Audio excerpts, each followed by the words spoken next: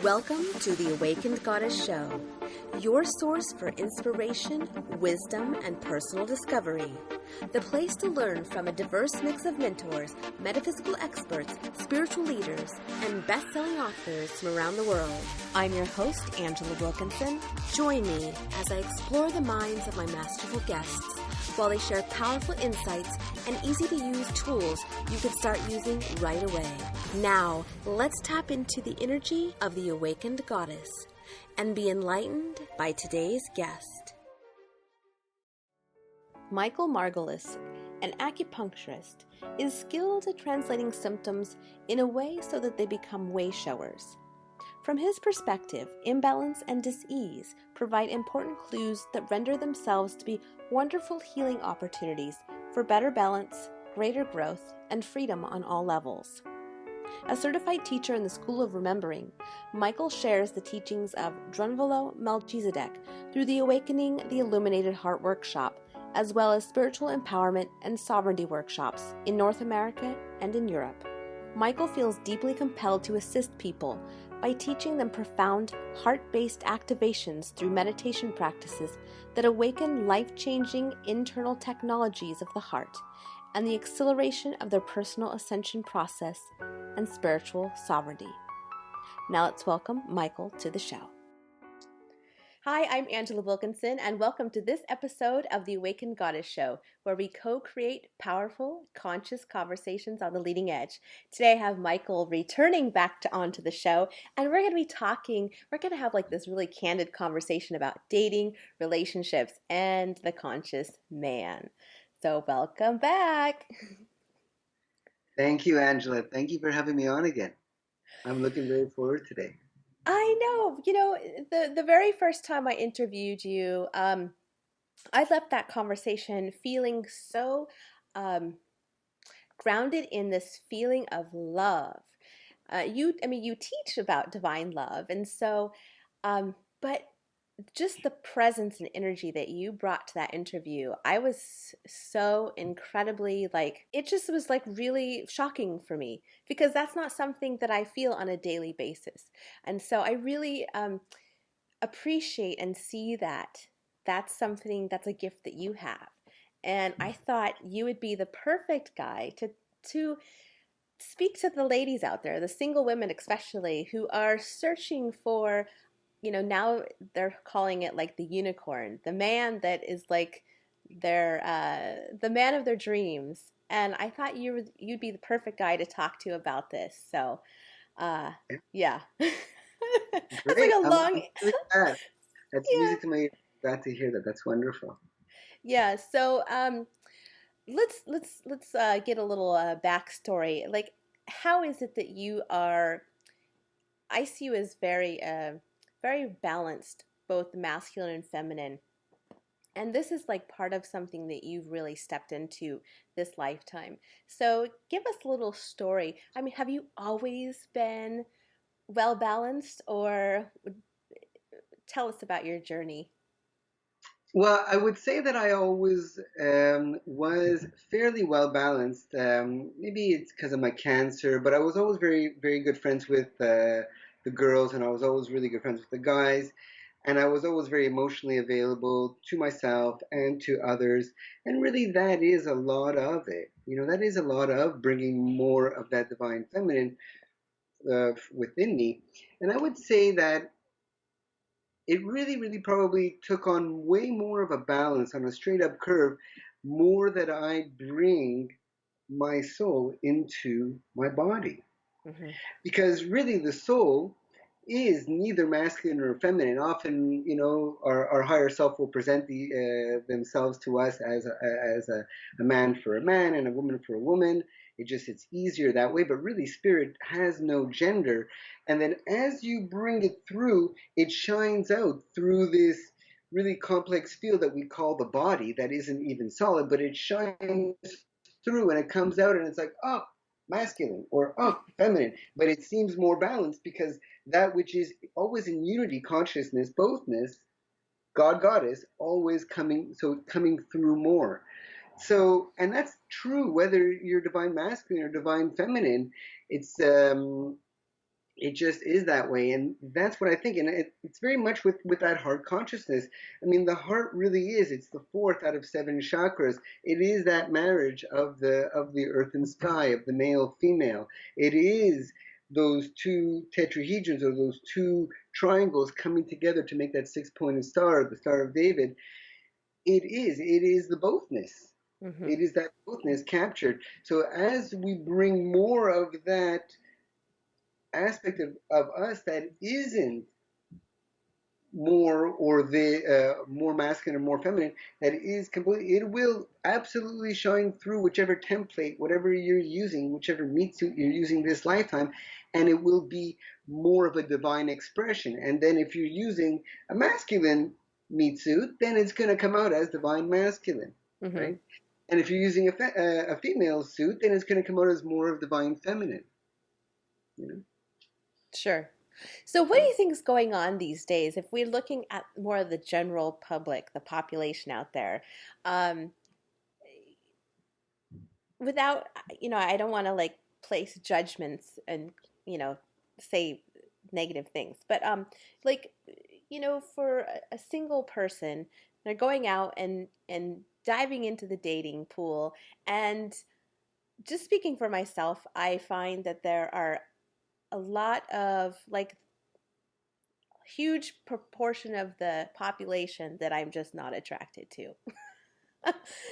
And then I think about, okay, so I've been on my spiritual journey since my early 20s, and I consider myself quite conscious, and I can see things that people are not saying, or um and it's like, how in the heck do we partner up with someone of our likeness, our equal, when the majority of the population is filled with people who are on a completely different path? Or Mm-hmm. they're like, maybe they're just starting on their spiritual journey, or like, this, what we're talking about for a lot of people is considered very woo woo, or on the fringe. For me, I'm like, this is just like the That's baseline. okay. Yeah, sure. Standard operating procedure. Right. It is. So you know what?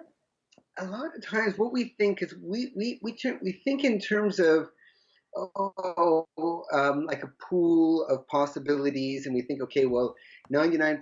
If I'm very, very marginal, and 99% of the people around me, don't talk to angels, and don't use yoni crystals, and don't go to women's gatherings, and like balance their chakras and meditate and all of that stuff, then I'm going to have a smaller percentage of the population whom I can be with Hmm. on a sacred level. And especially it's even smaller when it comes to romantic relationships.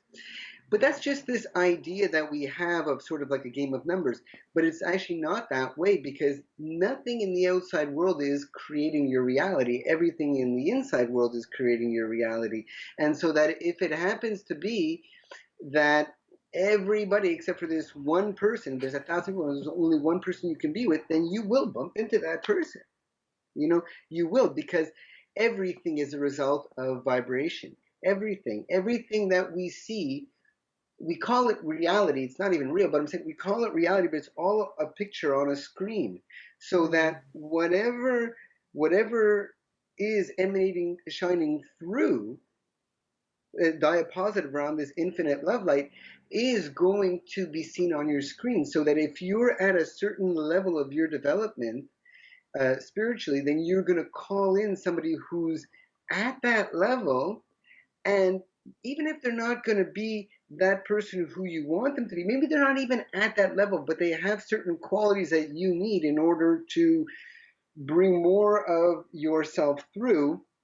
Maybe this person has this really exaggerated ability to take center stage, say.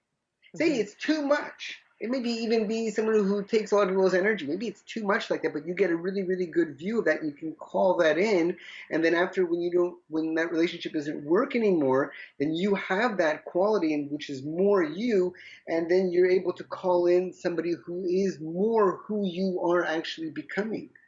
And so that all of the pain that we go through. So sometimes we'll look and we'll say, "Oh, I'm not with I haven't called in my twin flame or my soulmate or my divine counterpart or my unicorn. We got to stay fit with the new stuff the kids are talking about. Yeah. And that must be because, the world doesn't love me, or maybe because I'm doing something wrong, or I'm not a good enough manifester, or anything like that. But maybe you're actually in a relationship with yourself at that time, and you're doing all of this clearing of yourself so that you can shine in a different expression, or you can call it a different frequency, or a different color, or a different way that who you're actually more becoming. So that every time, so even whether you're single or not, every time you clear out your chakras, every time you bring more of your soul and you bring more space of your soul to more space within this body for your soul to come in, you're more grounded in the planet, you're more in this body, you're the higher version, always more and more. Once you get to a certain place, you can't help but not call in. You can't help but call in that divine counterpart. And we tend to think, oh, if this isn't the one, it was just 3 months, or it was just 6 months, and then after that person betrayed me or something like that. Then actually that whole process from a soul perspective is actually a beautiful, beautiful union in order to bring out all kinds of pain, which is not you, right? Hmm. In order for that infinite love light that you are to shine more so that you can call in somebody who's even more for you, you know so that we tend Yeah. to think, because we don't see on this screen, we don't see in our reality this unicorn, this divine counterpart. We think, oh, something must be wrong, I am without, I'm in lack. And then when you step into that, you'll get more of lack. But really, you can look over and you can say, wow, I have this time to be with myself in relationship, know myself more, know my boundaries more, know what I like more, so that absolutely, without even the shadow of a doubt, I shall call that in, because that's how life works. It's all coming in from you. It's all shining out, and then because of the reality, the way that it is, it looks like it's coming into your life. It looks like mail comes in. It looks like a mail comes in. It's not, and it's really convincing, but really it could only be called in, and you could be in Swahili, the Swahili jungle for 24 hours on a layover and meet the man of your dreams just as Yeah. much as you be, going to like sound baths and song circles and sweat lodges and group meditations and all of that all day long, and not, because you're still actually working on yourself. And more time that it takes for more very elevated souls, sometimes it takes them a lot of time, because on a soul level they've chosen this strategy to go through many different relationships, or maybe and or a lot of time with themselves to really get to know themselves, because they're calling in a superhero, you know? Well, it And sounds almost contradictory. What the soul, we're here to learn and we're here to continuously expand and grow and become our best selves. And it seems like the mission of the soul may be contradictory to what our humanness wants. Like the marriage and the baby and that very secure kind of type of long-term relationship. yeah. Yeah, because yeah, and it's true, and we go through that feeling of, oh, this seems like it's wrong. And the thing is, we always want to kind of defer to that infinite wisdom. It's like if we were on a road trip, and there's this eagle that we have like a walkie-talkie with that's 200 feet up. We wouldn't argue with the eagle, because the eagle sees, yeah, that whole stretch of highway, the next stretch of highway, the toll booth, or that whole traffic jam up ahead, the 10-car pile up, the ego sees everything. So what we think is, because of this not enoughness, because you lie down in bed and there isn't somebody to spoon against, you think, oh, I am without. I don't have that. Soul sees all of the time and sees that triumphant rising above all of this pain and tribulation and that which you are not, in order to call in somebody super, super amazing, which at the soul level, there is no separation. So the soul level is dancing and waltzing with your future boyfriend as we speak. Absolutely. And then, so that when we think that we are in contradiction with our soul, it'll certainly never feel good, because we become dissonant from our soul when we think, oh, so I want this and I only have this. And soul's going to say, nah, You do actually. It's just a question of this linear time. And as we're becoming more conscious, we are actually going to have to defer more and more to the truth of our soul. And we're going to look, if I'm not happy, what is this belief that makes me think I'm not happy? Mm-hmm. And just a little example. So when you're lying down in bed, there isn't that one person next to you, then you're like, wow, I'm in a relationship with myself. Let me really, really, really enjoy this time and make the most out of it. And then when you do make the most of it and you allow yourself to actually have that process you're going through, whether it's one that gets you to cry every day, or whether it's one that just makes you feel a little bit lonely, or anything in between, or that makes you feel like tremendously jubilant, more that you can actually have it. And what does the law of attraction talk about? Always being in gratitude. And gratitude is allowing yourself to have that, allowing yourself to have the knee pain, the migraine, the being single right now. The more you can have it, the less you're going to need to have that process.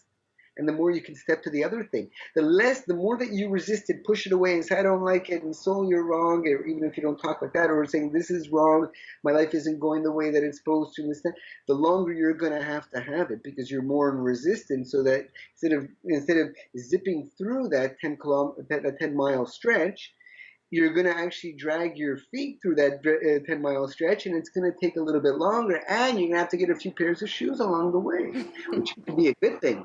That could be a good thing, more shoes. So, More shoes. yeah. Yeah, especially you're talking to the ladies out there. Yeah. More So, shoes. okay, so let me ask you this. Is it then, can we then theorize that or look at it in that regardless of what we do, if we're on path, we're going to run into the right person? And we don't Well, have to worry about the so-called like dating process and courtship process. Like it's going to happen regardless. Is that like maybe what we're talking about here? Or? yeah, it is going to happen regardless. Of course, certain choices will make the pathway more direct or more of a meandering pathway, right? So the Mm-hmm. thing is, so that you could do it on a day. There is no limit from the perspective of what is orchestrating all of this, so that you can be on a dating site for 5 minutes, or you can be on a dating site for 5 years. When you're at that place where it's time to call that soul in, you shall. And but so I wouldn't say I wouldn't say regardless, because we're here with choice, because actually from the soul perspective, there is no time. And so like you can be completely off of your pathway. The way I see things, like I see things in imagery very often. So if you think this is your highest timeline, this is your most direct path, so you could be on this pathway. Maybe tomorrow I'll decide, forget about this acupuncture practice, forget about teaching spirituality and spiritual empowerment and all of that stuff. Maybe I'm going to become a heroin addict and a downtown corner. I can do that, right? Soul's Mm-hmm. going to look over and say, okay. And all of the pain I go through, all of the pain, and the guys are going to say, maybe you shouldn't, and then all this, and I still have to choose. Mm-hmm. And maybe this whole life, I'll never come and do what I'm supposed to do. Life will always try to bring me back on that path, but my own choosing will keep me more or less on that direct path. So that, but soul's perspective is, okay, if it's not this life, it's next time. I'll take another meat suit, no problem. You know, we are the ones who feel like, oh, time's running out. There's some kind of a biological clock or something like that. And so that, yes and no, you'll always get what you want, but you'll get it more directly depending on the way that you surrender and choose. You know. Mm-hmm. Mm-hmm. So this is a perfect time for a quick break. And then when we come back, I want to ask you about when you say yes to all of it. So be right back. Are you an Awakened Goddess Show insider?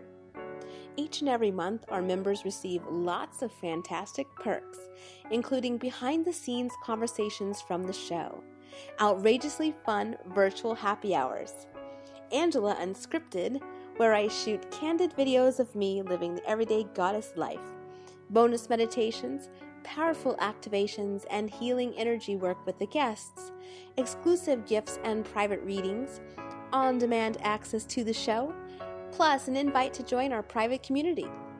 Visit our website today at theawakenedgoddess.com for more information. Now back to the show. We have had a conversation before where we talked about something that that you said was really, really like hit me really hard. I mean, not really hard, but like it resonated, right? And it was that when we make a choice, so for example, if we're dating someone and they have these certain qualities that we like, and then they have a whole another handful of things that are kind of like deal breakers, right? And we go into this situation thinking, oh, well, maybe they're going to change. I can see their potential, and oh, they're so nice, and it's just, whatever we go through. So you were saying that when you say yes to a part of something, you're saying yes to the entire thing. So I would love to like explore this conversation. Yeah, I'm glad that you're bringing that up because that's so important, and it's very important because this actually definitely applies to romantic relationships, but it applies to everything, to all Yes. friendships, all jobs, to abundance, to life circumstances, events, everything. It applies to everything, which actually everything that we talked about just before also applies to actually everything. So so when you're with somebody, and like you say that there's certain pillars that you say yes to, pillars within somebody that you say yes to, important tenets, and there's certain pillars that it's like no. If the person puts the toilet paper that way, it's not a big deal. Fine, that's not part of it. But we're talking about pillars that are deal breakers. When you say, okay, life, I'm going to stay, you can say guides, angels, archangels, higher self, I'm going to stay with this person because I like this and this and this, and I don't like that, that, and that. And then I'd like for you, while I'm still in a situation where I get to not be by myself, right? Get to be in relationship, get to have a loving situation. I'd like for you to bring in that partner who has these tenets, but also has deal makers as well. It's all deal makers. Really, what we think, because we have this compartmentalizing thing, we think, okay, we think I'm saying yes to 75% and no to 25%, make it happen. But actually, what you're doing is you're saying yes to the entire mixture, that entire thing. And the way that it was shown to me by my higher self was that I was in a situation and I was saying yes, yes, yes to 75 or 80% and no, no, no to deal breakers. But I was saying, okay, I'm going to stay in this situation, and higher self, angels, archangels, bring me the one with all of the deal makers. And I said, listen, and then I said, okay, I'm going to tune out now. And when I come back, I want to know the truth. I want to know what this is. And so higher self said, it's a whole thing from the perspective of soul, from the perspective of spirit. It's always totality, always the whole thing. So that, and the example that was given to me was three examples, but one of the examples was when you go and you ask for coffee in the morning, you're well aware that it's only 3% of that 10 ounces that is coffee, and the other 97% is water. But what do you call it? You call it coffee, Right. right? Because it's always that wholeness, and that's the way it is. And another example that they gave me right at the same time, it all just came right into my chakra in this instant knowingness, was if you have, a pint of water, I'm trying to use American terms here, if there's a pint of water and there's only one drop of strychnine in it, what will you call that? You'll call it poison, because you'll see it as that whole thing. You're not going to think about that 99% of it that is, pure, filtered, amazing, super amazing water. You'll call it poison. And so that when we stay in a situation that we don't like, what it is that we don't have that courage to say no, which is ironic because really, if we say no, what we're doing is we're saying yes to what we do want right at the same time. And so just sort of like schematically, if that corner was what I say no to, and I say no, what I'm doing, I'm turning more this way. And then if somebody else comes in who's actually got more good pillars and only a couple of deal breakers, and I say no, then I'm going to have there, and eventually I'm going to get to this place, which is what I want. So it's almost like when a sculptor gets this big block of granite, and he or she has this idea of this statue that they want. They start chiseling away at what they don't want that statue to be, and it's Mm. as important.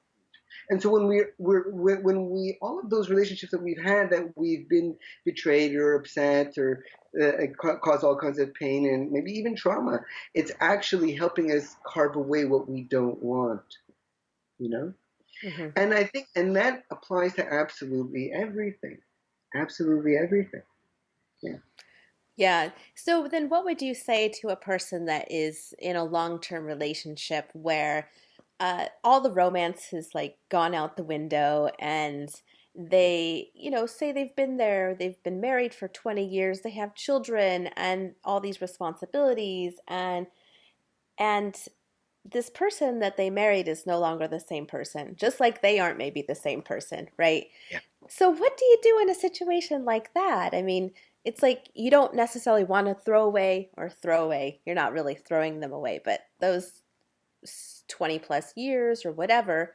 Um, but what would be your advice in that situation? Well, listen, that's a very delicate situation. So, sort of giving like this at-large advice is kind of tough. But what I do say to people is, of course, let's look at the particularities and that kind of stuff. But still, at the end of the day, if two souls have had a 2-day journey, a 2-month journey, a 2-year journey, a 20-year journey, and that time is no longer resonant, and there isn't that heart streaming of joy, that one person waking up to that really will be following their soul knowing if they're going by their joy, you know. And what I Mhm. always want people to look at, or I always invite people to look at, are you coming from this place of lack, like, oh, I'm with this person for 20 years and this means that I cannot have this person, or I cannot have that person, or I cannot have that person, which actually in essence isn't true, because people have all kinds of different relationship deals. But is it coming from a place of lack? Is it coming from that, or really is it in this place where, of okay, my heart is not singing in this anymore, and that way I know that my soul doesn't agree with this situation, and that so that there's of course this trying to spruce up the relationship and to look at, just a minute, where has the communication died down, or where have we sort of like parted company? Because I mean, sometimes it happens that way. I mean, even the Mhm. kundalini is rising, it's sort of like coming together and then separating, and rising and coming together and separating. So there's times where it's not always like and it's two individuals, but it really Yeah. gets to this place where it's not time anymore. And yeah, we look at this 20 years and we think about 20 years, but maybe this really, really gut wrenching decision of not being with this person, which doesn't even have to be forever, people come back, get back together as well. Maybe this is what is what is the highest thing for both people.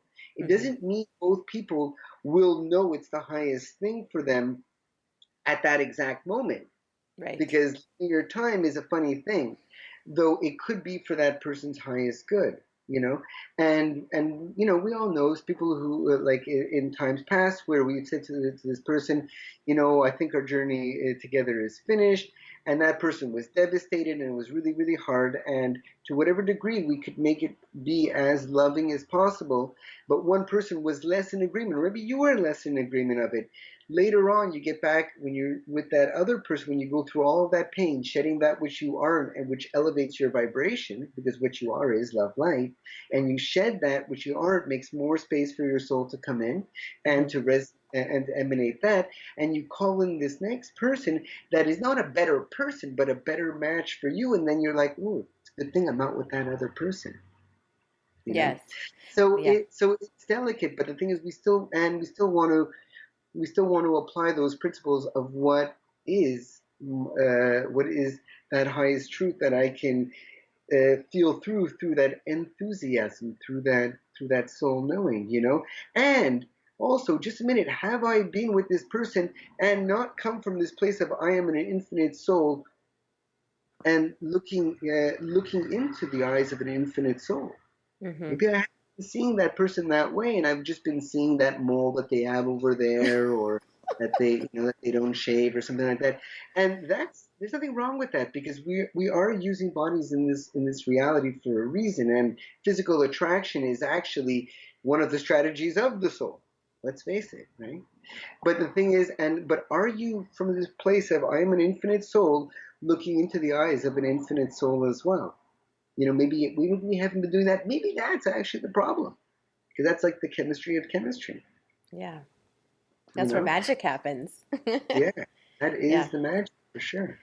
So then, would you say that this idea of having a list of qualities and traits that you want in a partner, that because some of the times I think people worry that they're being too picky. Hmm. So is there really such a thing of being too picky? If we're infinite beings, then Yeah, we that's the answer. No, you can have everything you want with a cherry on top, with some more whipped cream, and I put a cherry on top of that too, and then you can go forever with the whipped cream and the cherries for sure. You can have everything you want, and so that is what you want. You have absolutely, and it still always comes down to who am I and what level of my development that I am. So that if you want sky's the limit with plenty of cherries and whipped cream on top, you should have that. And then what you do is work on yourself to that exact degree, and you yes, cannot help but have that. yes. Absolutely. And Yeah, because it seems like we really need to be at a certain resonance for that type of person to be attracted as well to us. So it's like it can't be a one-way street where we're looking for all of these things and then not be those things, a vibrational match to those things ourselves. exactly. And the desire to want that is actually fed fed to us through our higher levels. As we come more and more into our bodies, more and more bringing that infinite, that place of love and creativeness, that I want this or those desires, to want that, it's more of an invitation to work on myself for that, you know? And it's easier to see with the physicality, right? It's like, okay, well, if I want somebody who's going to have this kind of body, then I should work on my own body. It's easier to see that, but it applies to actually all aspects of ourselves, you know? Hmm. And I think one of the things that is kind of misleading in some ways. It is educating, but it's misleading. Is that like when we come on, we'll just give Facebook for example. Is that we see these memes with and this divine masculine is this and this and this, and divine feminine is this and this and this. And it's funny because when I read what the divine feminine is, I'm like, I, I think I'm that too, you know. And so I read that, and sometimes you'll see. And so the thing is, so what we always, when we read that, let's read that knowing that this is what whoever posted that, whoever said like to that, is that now at this moment, but it's not where they're going. It's still lesser of a divine expression of where they're going, because we're Hmm. always becoming more and more. And what divine is bringing that soul, which is God, goddess, both completely espoused in unity and shining out through your body. And sometimes it's funny, and sometimes I remember I saw this meme on Facebook, and I made no comment because I think it's really more adorable with the what is going on. But you see this woman, and she's got all this war paint on, and she's got this sword going on, and she's got this quiver in the back with the bow and arrow, and she's got some war paint and all that, and she's on this horse, and she's on her way to battle, and there's the divine feminine is this and this and this and this, and I'm rising up and all of that. And I wonder, what's her divine male counterpart doing? Is he at home crocheting her a quiver for her bow and arrow? Like what's he doing? So Yeah. that's where it comes to this place of, yeah, you're still using this female body, and it actually applies to. It doesn't matter because you can use a female body and be more masculine and call another woman, and the same thing for men and so on. But I'm saying, just a minute, who am I, and Hmm. what is that going to call in? Because there's nothing wrong with actually calling in a man who's that example of the divine feminine that is at home, quivering. Sorry, is that crocheting that quiver Hopefully, for he's her? not quivering. Maybe, yeah, maybe he is. Maybe that's what she wants. Who knows? It's all fine. Maybe he's sharpening her sword. Who knows? Maybe he's feeding the horse in the morning. It's okay. That's fine too. But what you are is what you will call in. You know. So that So, that's important. And so I think a lot of times, even teachers who claim to be teaching about this, I teach about the divine feminine and I do teach about the divine masculine and all that stuff. It's very valid. There's a lot of very valid things. And remember, they're on their journey too. And it's not the last word. It's just where they are in their step and becoming more and more themselves, whether divine masculine, divine feminine, they're still always it's always hinging on bringing more your soul in. You can never go wrong with that. Mm-hmm. It's that universal solvent of love and awareness. That's what it is on a spirit level. So the thing is, so when a lot of times people look up and they say, "Well, I'm a divine feminine because the teacher is like this and she does yoga every day, and I'm not really into yoga or something." No, no, no, no, no, no. Bring your soul in, and that which is fed to you in terms of intuition, inner knowing, is your specific expression, divine masculine, divine feminine. It's creator consciousness, which is actually us, created many, many, many, many, many, many, many, many, many different renditions of itself. Sometimes using male suits, sometimes female suits, sometimes in spirit you see neutral suits, sometimes on the earth you see neutral suits, or bothness suits.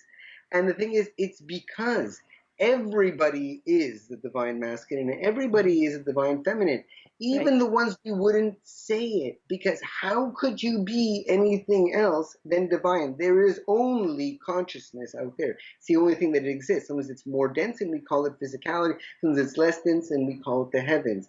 But it's all divine consciousness being this, being you, being me, being even my computer, everything. It's being everything. And if you're you, so divine is goes without saying, it's always there.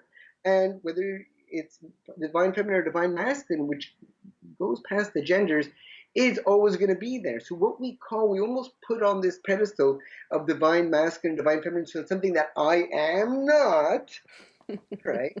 I'm Right. not this, so I have to, go to the gym 15 times a day, and I've got to do all these mantras and all that stuff so that I can, I've got to go buy like a carnelian yoni crystal, and I've got to buy a rose quartz yoni crystal, and all of that stuff, which is going to help.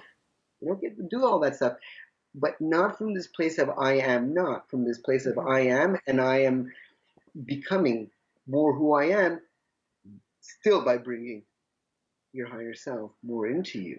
So you Yes. don't have to do anything else. Everything else is on autopilot. We really just have to become more aware of that infinite love light that we are and bring it more in our bodies and have all of that pain, have that relationship with yourself, have that situation that you'd like later on something else, but have that as much as you can now. You're shedding that which you aren't and speeding up the process, and Mm-hmm. which applies to everything. Yeah. Well, and I was just a little chuckling to myself about when you were saying that you were reading about the divine feminine, and you're like, but I'm those things too. And that is exactly why I enjoy talking to you, because I believe that you balance them so beautifully.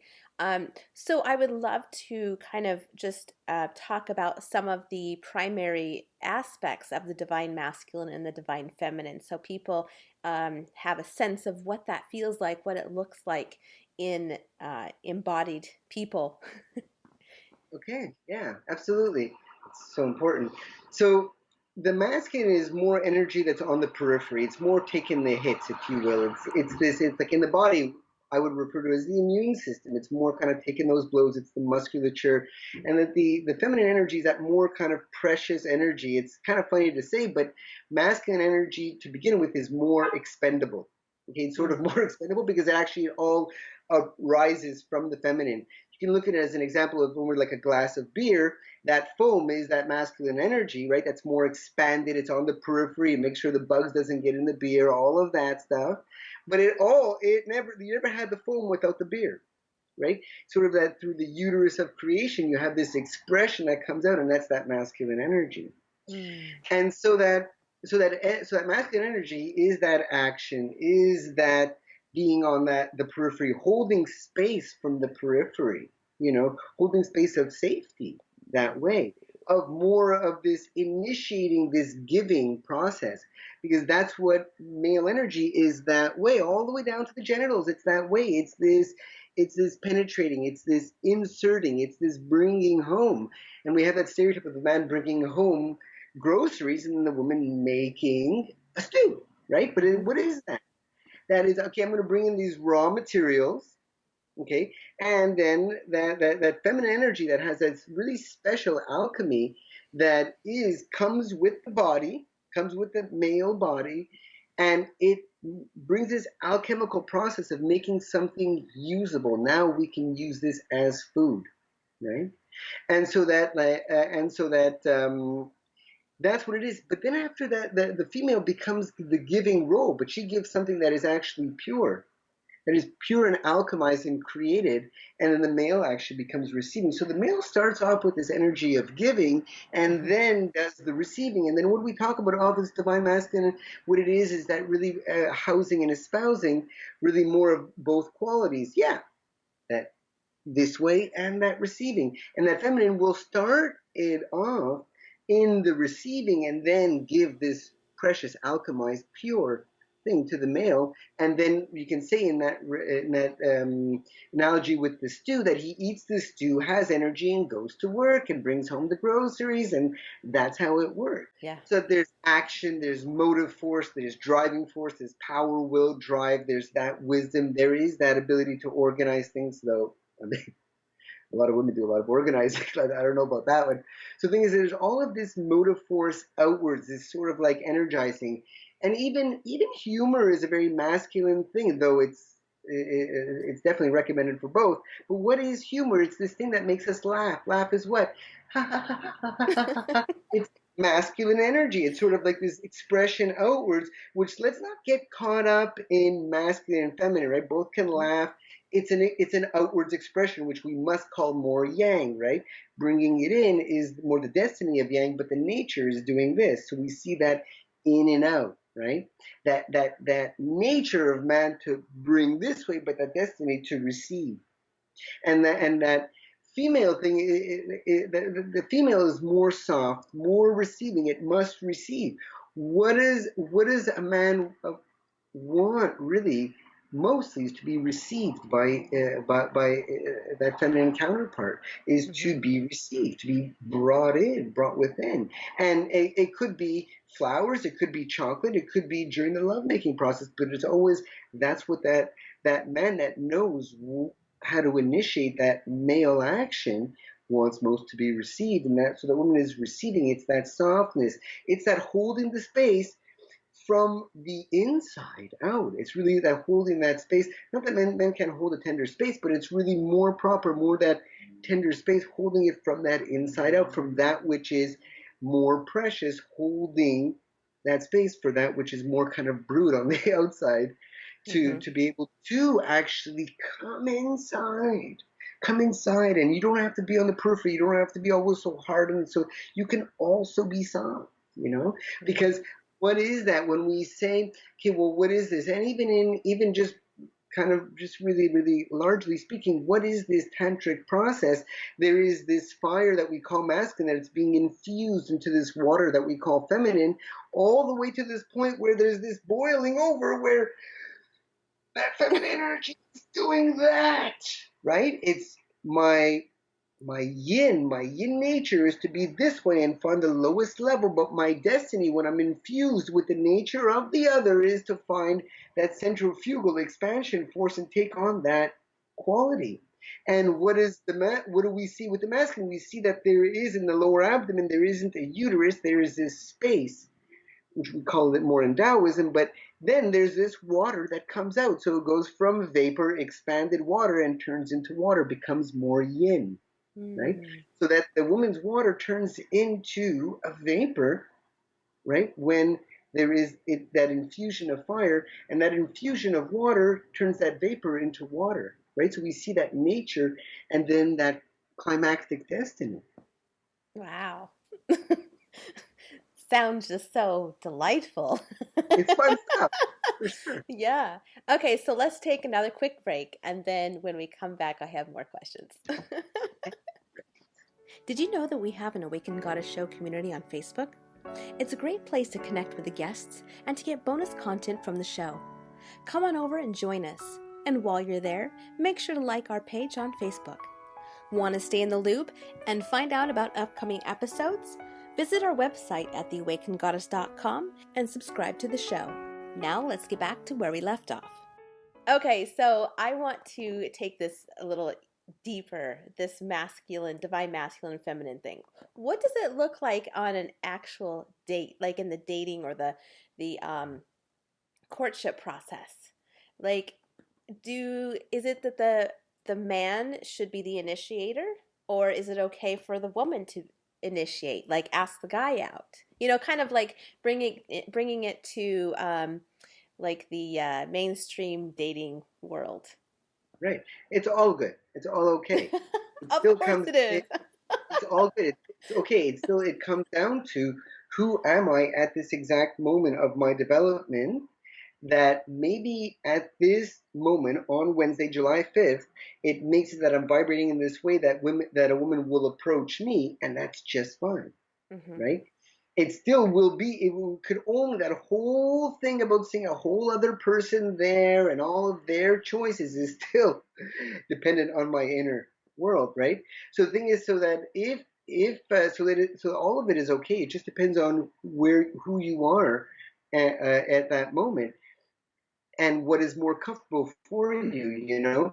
If you are the kind of woman who has completely shed this belief system that the man has to approach you, otherwise you're not maybe beautiful enough, or you don't have that magnetism enough, or something like that. If you've shed all of that, then you can absolutely, with complete joy and confidence, go in and approach a man, and maybe that's the exact perfect thing to do. And that person has actually called you in because there's this fit that way. It's like that north and south pole of the magnets. So the thing is, and it's the exact opposite of the male. If you have a certain something that makes it so that maybe as a male you have always sort of been in that hunt or something like that, and that you want to be now really shown. Yes, I am beautiful. I am attractive. Maybe at that point, life is going to show you by this person who is attractive to you to come and say, "Hey, have I seen you from somewhere before?" Or like some kind of a, you know what I mean? What's a nice boy like you doing a place like this, or something like that. And so the same holds true. So it'll all be fine. It's just at the end of the day, is this liking to you, or is this making happy? If that makes happy, that's great. Mm-hmm. Yeah, You know, it's funny. As I'm talking, I'm sitting here asking you these questions, and I keep like having like the part of me that is the very human aspect of me that's been indoctrinated with the rules and all of these ways that I'm supposed to be in relationship to a man, and then there's the conscious part of me that's like, I don't even know why you're asking these questions, Angela, because you already know the answers. Yeah, Yeah, exactly. yeah. And go with that conscious part. And that's what it is. And the whole spiritual process, and you can call it becoming divine masculine, divine, more divine. You can't not be, but I'm saying you can become more and more and more what you're going to be. It's still always bringing your soul in, and it's going to shine out. And so the thing is, so that it's really most of our development is really about reminders. Mm-hmm. It's really about reminders. Oh, yeah, this is all just a picture. This is all emanating from me. Nothing is happening to me. Oh, yes, bring soul in, ground myself. All of those things that you do, it's really a question of reminding, because the outside world is such that it'll make us forget, it'll make us think something is happening to me. And so the thing is, so it's really always about reminders, and yeah, default to that conscious part, absolutely. And when it seems like, oh yeah, but I can't do this, or I shouldn't go on dating sites, or I shouldn't approach this person, or I shouldn't, or I shouldn't, or I shouldn't, that's an invitation for you to just say, okay, I don't need those false beliefs anymore. I am infinite, and then Mm-hmm. more of you. As you shed stuff, more of you come in. Yeah. Why spiritual practice is so important, because as you shed stuff, it's important to bring more of your soul to replace that which you shed, because you don't want to replace one sort of false belief with another false belief. Right. So true. So true, and we're constantly evolving the more we learn about ourselves. And I want to make sure to ask this question because I put the question out to my Awaken Goddess Show community on Facebook.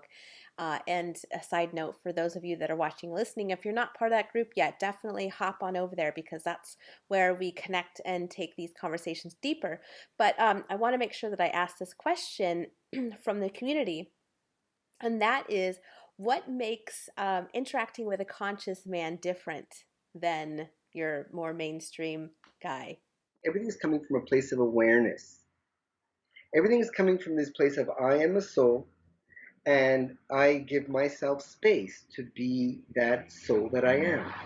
And I'm interacting with a soul, and I give that soul space.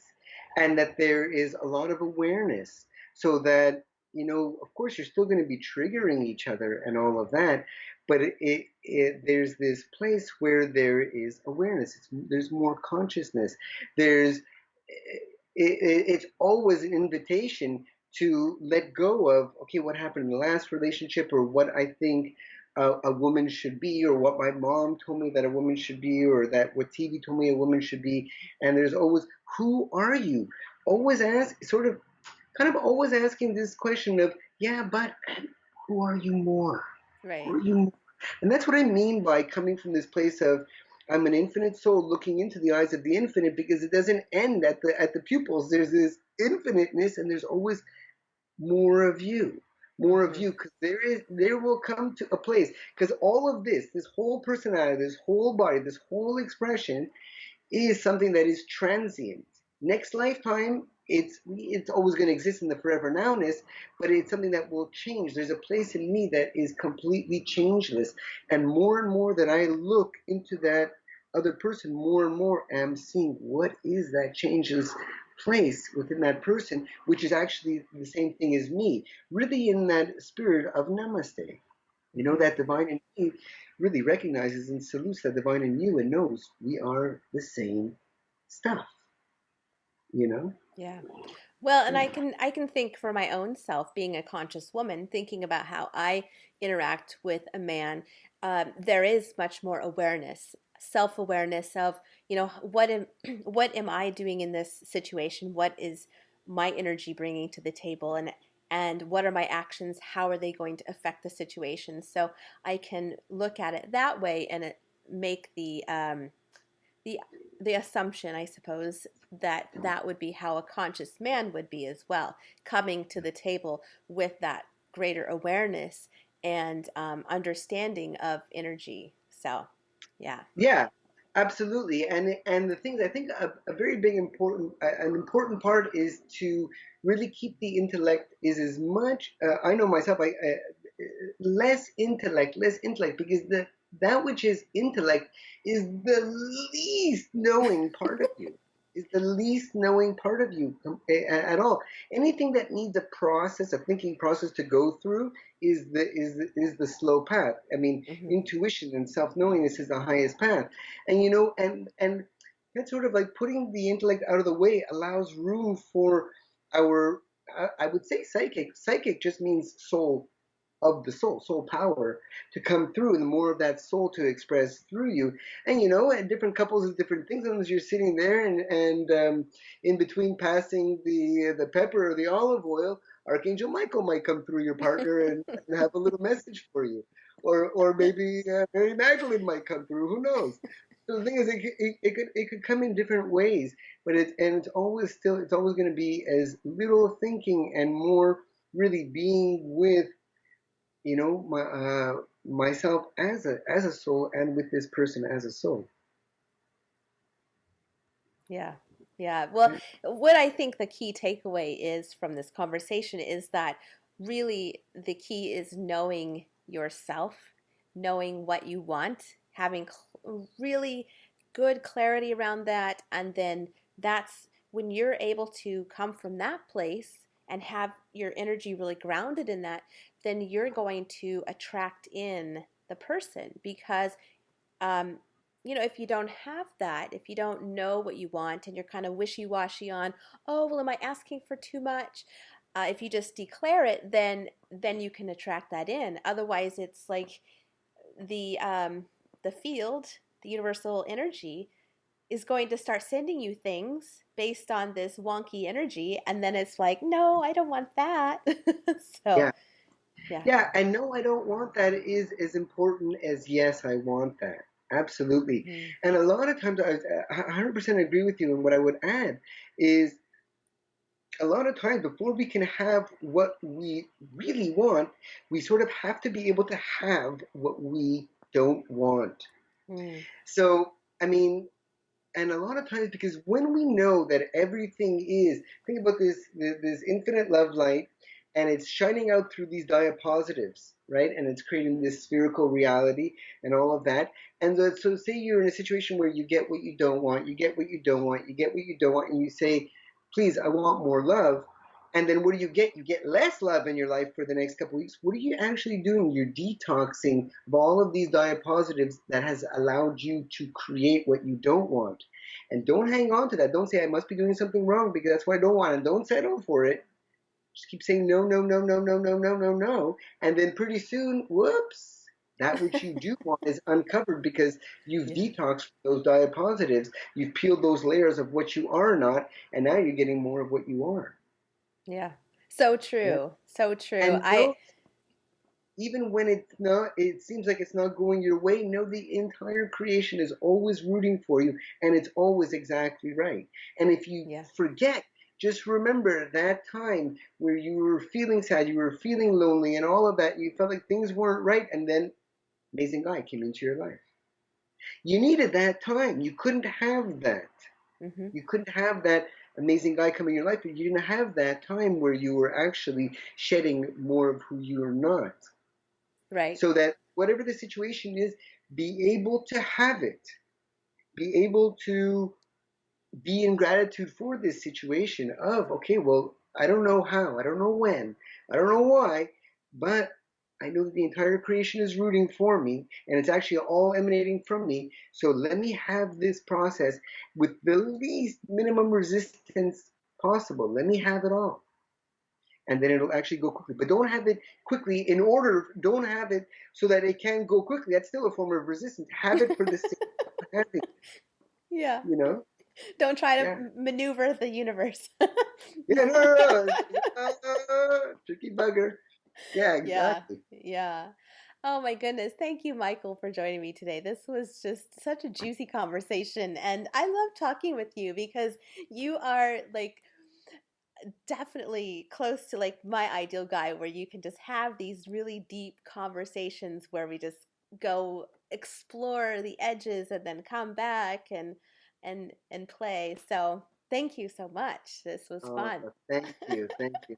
It's always such a joy and really an honor to be on your show. Thank you for having me on your show. And let me say also, thank you for the community you're building. Thank you for this contribution you're making that the entire creation feels. What a beautiful resource and what a beautiful injection in people's lives. And so thank you Thank you. very, very much. Thank you for having me on your show anytime. Thank you. I received that. Thank you for listening to this episode of the Awakened Goddess Show. I hope you enjoyed today's guest and got something you can start using in your life right away. For more spiritual insights and to listen to more episodes, subscribe to The Awakened Goddess Show at theawakenedgoddess.com and discover wisdom that'll change your life.